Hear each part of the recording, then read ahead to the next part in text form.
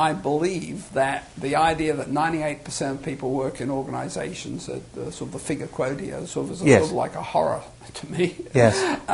That I do not believe that organizations are necessarily sort of healthy places, even as currently imagined. Right. I think they can be much, much healthier places. Right.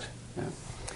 That what there's been is that throughout history, the elites have had power. The elites, I'm talking about you and me, right? The elites have had power, and they've generally underestimated or devalued the potential and capabilities of the mass of people. Right. That is what I believe we have always been guilty of. And we really have to work hard and I think we have to work hard for that not to be done. I don't think I'm a particularly arrogant person, but I do believe I suffer from the problems that people have had through the ages, because it's simply just the way it is. Just the way it is. You have to therefore work on these. Absolutely. And what we've seen with modern technology, I think, is a transformation and a democratization. I think, for example, if we look at the Wikipedia phenomenon, right, and compare the Wikipedia to the Britannica, of course, the Britannica has value and is important, but you have to understand and respect the Wikipedia phenomenon. It is something to be truly admired, and it has its strength and it has its weaknesses, but that's true of mostly everything. Yeah. There was a time when very few people read. What do people need to learn to read? And then we realized, why shouldn't everybody read? Really, they should. There was a time when very few people went to university. Why shouldn't everybody? Most people go to university. Research was something for the elite. Well, if you look these days, a lot of the most important research breakthroughs are taking place in the private sector, outside universities. My work didn't really find a home in the university. No. And I went on, it was irrelevant. You go back, people made discoveries before there were universities. Right.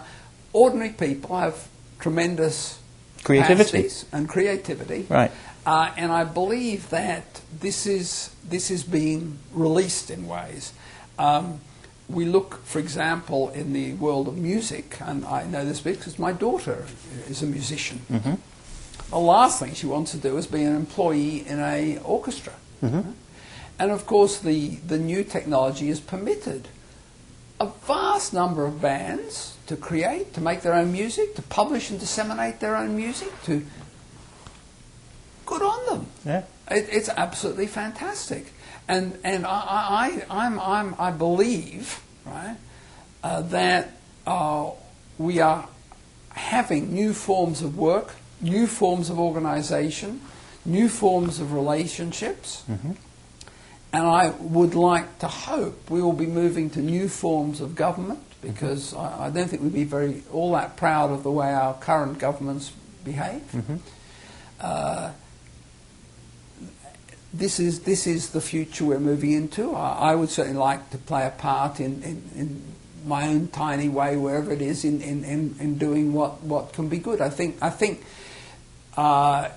we are in an era of transition. The world is now fundamentally different to the way it was 40 years ago, 30 years ago. Yeah. It's not just because we can see more films. It's basically the basic mechanisms of communication have altered. Right. And communication, as we said, is the number one step in moving from any sort of purpose or value or vision into the world. It's through communication. Right. That has now become cheap, easy,